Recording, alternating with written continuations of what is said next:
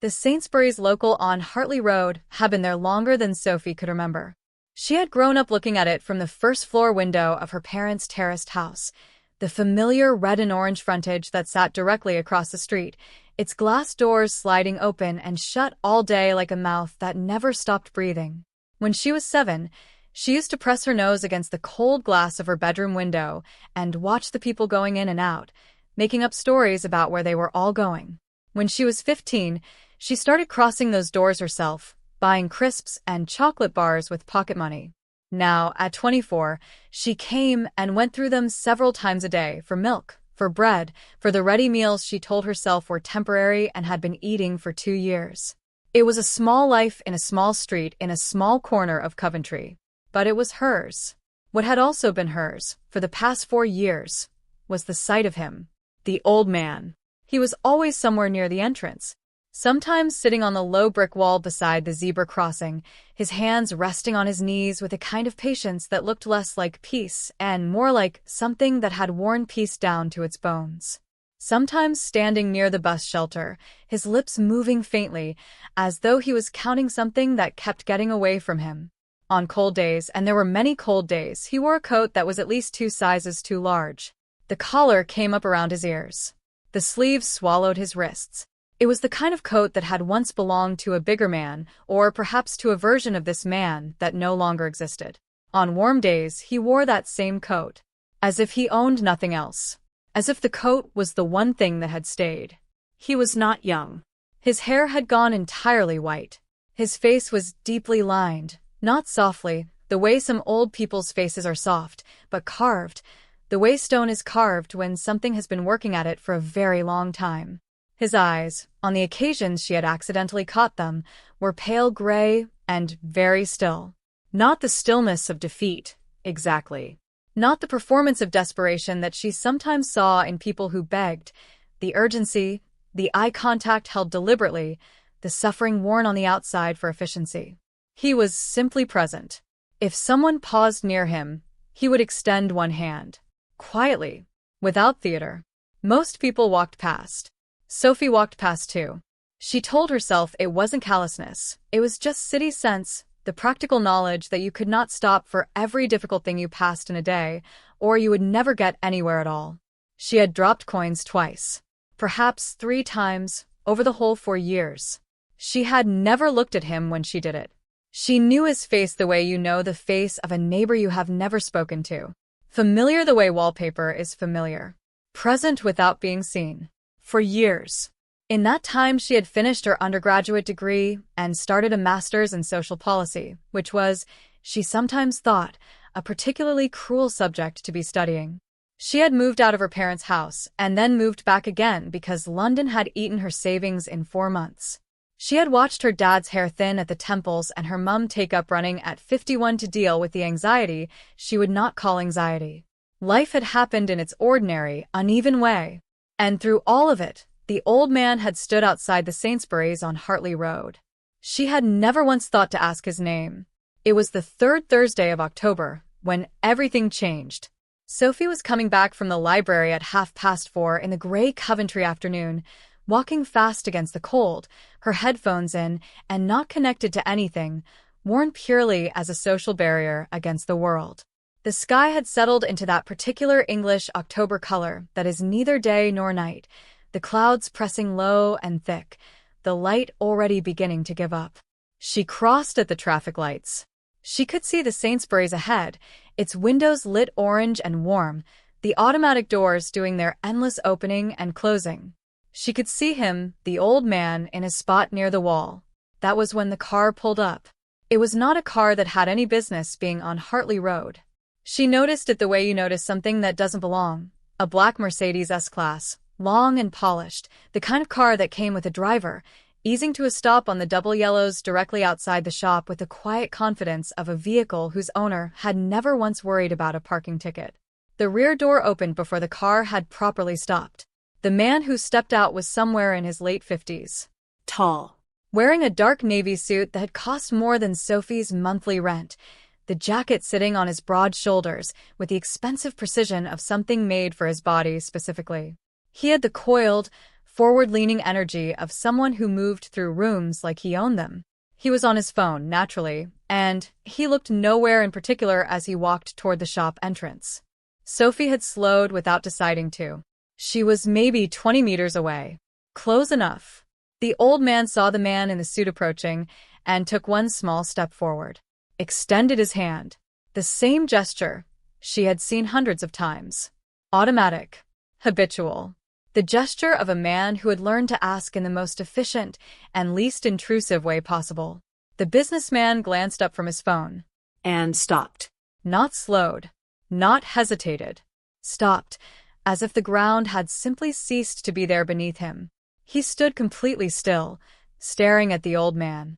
And the old man stood completely still, staring back. Sophie stopped walking. Nothing moved between them. The wind pushed a takeaway bag along the gutter. A car passed.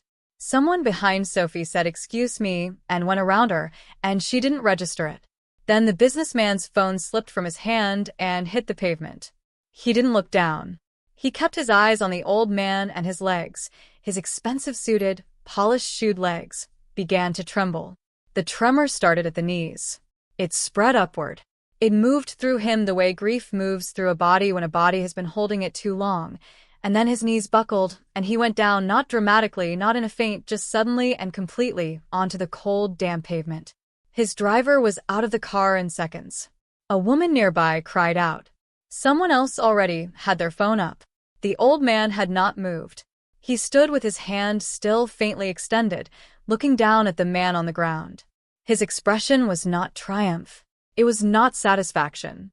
It was something Sophie could not name, something that looked like the end of an enormously long wait that had not, in the end, ended the way he had imagined it would. Sophie did not go into the shop. She stood on the pavement while the ambulance came, and the businessman was helped to his feet, and his driver brought a bottle of water from somewhere, and the small crowd that had gathered made the sounds small crowds make. She stood there until the Mercedes pulled slowly away. Until the street settled back into its ordinary self. Until the only person left near the wall was the old man, sitting down now, his hands on his knees, looking at nothing. She went home. She made tea. She sat at her desk and tried to open her dissertation and stared at the cursor blinking on the blank page. She could not stop seeing his face. The old man's face.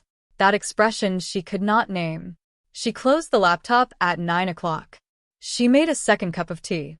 She poured it into a travel mug and put her coat back on. He was still there. It was past 9 in the evening and the street had gone quiet, and he was still sitting on the low brick wall with his hands on his knees, as if he had nowhere else to be.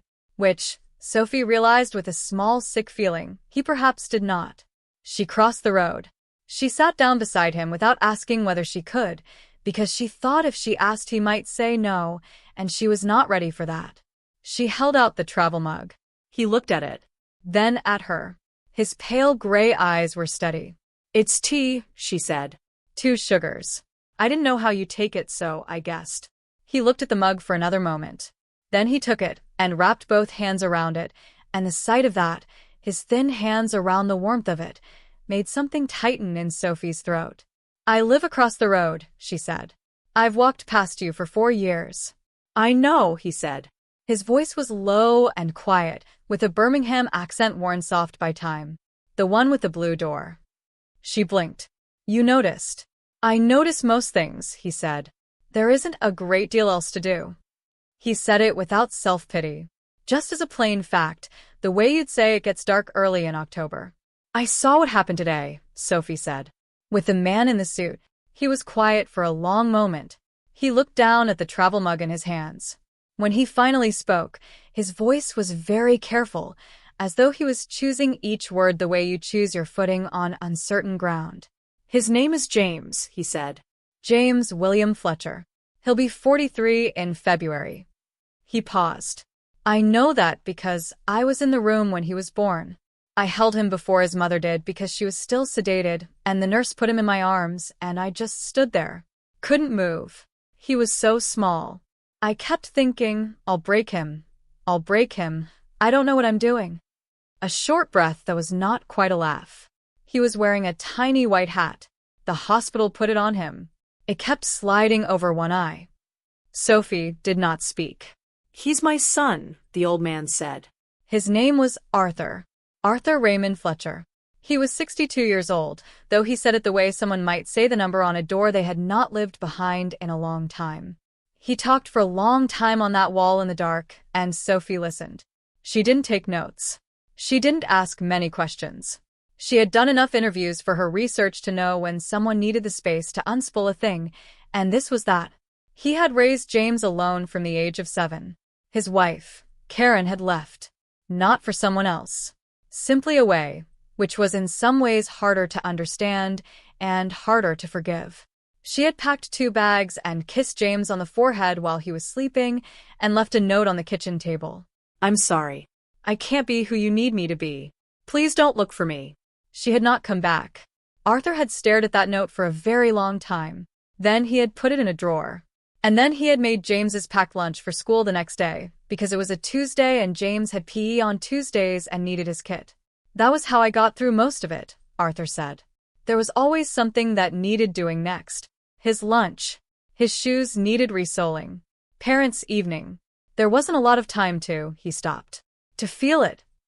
He worked nights at a printing press for 3 years so that he could be home when James got back from school.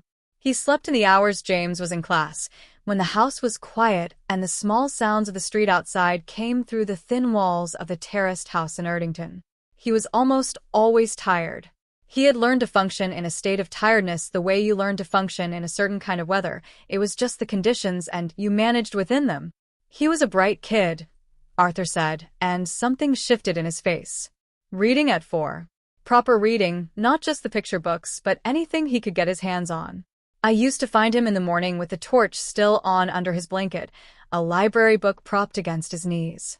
I'd pretend to be cross about it. He turned the travel mug slowly in his hands. I wasn't cross.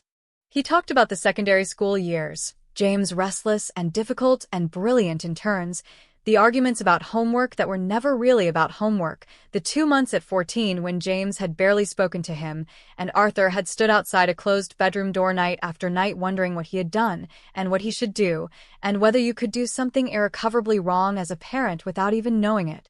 He had slid notes under the door sometimes. Just small things. "Your tea's ready. I put the football on. I got those biscuits you like." He had not known if it helped. James had come back, eventually, the way teenagers come back, suddenly, and without explanation, as if the door had never been closed. "You spend so much of it not knowing," Arthur said quietly. "Whether you're doing it right, whether you're enough. I used to lie awake thinking he needs 2 parents, he deserves 2 parents. What am I giving him instead? One tired man who doesn't know what he's doing." He stopped. But he turned out. His voice changed. He turned out remarkable. I don't say that because he's wealthy. I don't care about that. I say it because he worked hard, because he was kind, because he cared about things. He shook his head slowly. That was him. I didn't do that. That was just who he was. Sophie was quiet for a moment. The street was very still around them. The Sainsbury's windows had gone dark. "What happened?" she asked. 4 years ago." Arthur was silent for so long that she thought perhaps he wouldn't answer. "He married a woman called Diane," he said at last. "I liked her. I tried to like her. He thought about it. She was not unkind. But she didn't like sharing him. She was particular about that. And I was maybe too present, too used to it being just us." He exhaled slowly. "I found out something I shouldn't have known. There was another man. For a long time. I didn't go looking for it. I came round one afternoon when James was away, and she didn't know I was coming, and I walked into something I wasn't supposed to see." He paused. "I asked her to tell him herself. I thought that was the right thing. I wasn't going to do it. It wasn't my place. I gave her 2 weeks." He turned the mug in his hands once more, looking at it. She didn't tell him. What she did instead was, she told him I had stolen from them. That money had been taken from their account. That she had evidence. She had made documents. Altered bank statements. She had written an address in my handwriting. She had old birthday cards. She practiced it. And put it in a coat she had given me for Christmas. Then told James she had found it there. Evidence of a secret life. she had invented for me. He said it flatly, factually. The way you describe something once you have had 4 years to describe it to yourself in the dark. She told him I had disappeared when she confronted me, that I had run. Sophie realized she had been holding her breath. She let it out slowly. He believed her. Yes. Did you try to? I tried, Arthur said. I wrote letters. He didn't respond. I rang the house from a neighbor's phone and she answered and put the phone down. I stood outside his office one morning. January, it was freezing. I stood there for nearly 3 hours, and the receptionist came out and told me I should leave or she would call the police. His voice was very level. I understood it. He had been shown evidence. She had been clever about it. And I think he stopped. I think a part of him had always wondered whether people leave. His mother left. So when someone told him that I had left too, maybe it wasn't the impossible thing it should have been. The silence between them was not uncomfortable. It was the particular silence that settles around true things. I stopped trying after a while, Arthur said. Not because I stopped wanting to, but because I thought he has a life. He has children, I imagine, by now. If I push into his life, I might damage things I can't fix. And he had been told I was a thief. I didn't want him to have to defend me against his own wife, or to start questioning everything he had built. So you just stayed, Sophie said. There's a shelter on Portswood Street. They have a bed. The staff here, he nodded toward the dark Sainsbury's, they let me sit. Don't trouble me. He looked down the empty road. And I thought he passes this way sometimes. I've seen his car. Not often. But I thought one day maybe he'd look. His voice did not crack when he said it. But Sophie felt it crack somewhere inside her own chest. He looked today, she said. Yes, said Arthur. He looked today. She got his mobile number from him that night. He had a phone, a basic one, pay-as-you-go, kept charged at the shelter. He had not known who to call with it for a long time. She found James Fletcher online, without much difficulty. The same logistics company his father had described, the same city, the same professional face on a LinkedIn profile, lean and sharp and composed, looking exactly like a man who had learned to hold himself together. She sent a message through the company's contact page. She did not explain everything. She said, "My name is Sophie Wells. I live on Hartley Road in Coventry. I think you know who I'm referring to. He's well. He's been here for 4 years. I think you should know the rest from him. If you want his number, I'll give it to you." He replied in 4 hours. She gave him the number, and then she stayed out of it. It was not her story to tell or manage. She did not know what was said between them on the phone. She did not know how many conversations it took before James understood what had really happened or what he did with that understanding. She did not ask, because Arthur had not offered and she did not think it was hers to ask. What she knew was what she saw. 10 days after she had sat on the wall with a travel mug of tea, a black Mercedes came down Hartley Road at 10 o'clock on a Saturday morning. It stopped outside the Sainsbury's. James Fletcher got out, not in his suit this time, but in dark jeans and a jacket, his hands in his pockets, looking younger somehow, and also much older. He crossed the road to where his father was sitting. He stood in front of him for a moment, and then he sat down on the low brick wall, in his good jeans on the cold, damp brick, and he put his head in his hands. His shoulders shook. Arthur put one arm around him, slowly and carefully, the way you put an arm around someone who hasn't been held in a long time. Neither of them spoke for a while. Sophie watched from her window. She was not ashamed of watching. Some things deserve a witness. After a while, James helped his father to his feet. He picked up the small bag that Arthur had with him. Everything he owned in one bag, which was not something Sophie had let herself think about until that moment. He carried it to the boot of the car. He opened the passenger door, not the rear door, not the door for someone you're transporting, but the front passenger door, the door beside the driver, and Arthur got in. James looked up before he got back in the car. He looked directly at Sophie's window. She wasn't sure whether he could see her or was only guessing she was there. Either way, he nodded. Once. She pressed her hand briefly against the glass. The Mercedes pulled away slowly and turned at the end of Hartley Road and was gone. The low brick wall beside the Sainsbury's was empty after that. Sophie still walked past it several times a day, and every time she did, she was aware of the absence. The way you're aware of a sound that has been there so long that when it stops, the silence where it was feels louder than the sound did. She thought about what it meant to not see someone. To look at something every single day and choose, efficiently and automatically, to not truly look. She had walked past a man for 4 years. She had known his face the way you know wallpaper. She had been studying social policy, the theory of how systems fail people, how the invisible become invisible, and she had walked past the proof of it twice a day without stopping. She didn't punish herself for it. Arthur had told her not to in his quiet, careful way. He had told her that people don't stop and it's not easy to stop, and what matters is that eventually she had. She believed him, mostly. She was still working on the rest. She finished her master's thesis that spring. The acknowledgments were brief, as acknowledgments in academic work tend to be. But she wrote one sentence that her supervisor looked at for a long time and then left in without comment. For ARF, who taught me that presence is not the same as being seen, and that stopping, just stopping, even once, is the smallest act and sometimes the most necessary one. She received a card in May with no return address. Inside, in handwriting she didn't recognize, were 4 words: "He is home now." She read it twice. Then she put it on the windowsill above her desk, where she could see it when she looked up from her work. She looked up at it often.